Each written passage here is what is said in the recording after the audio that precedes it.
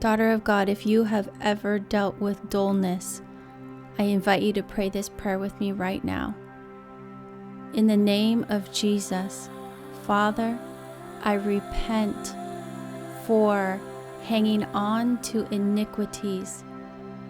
The iniquities of my heart have caused me to have dullness. I release that to you now, and I remember your word in Psalms that says, "Bless the Lord, O my soul, and forget not all of his benefits, who has forgiven all of my iniquities, who has healed all of my diseases." Father, I repent for hanging on to iniquities. Your word says that Jesus already washed all of my iniquities away.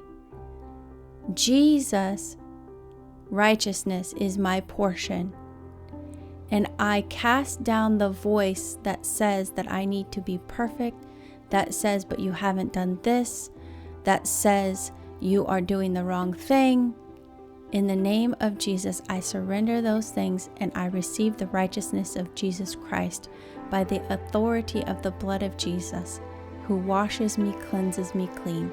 In the name of Jesus, I choose righteousness today. In Jesus' name.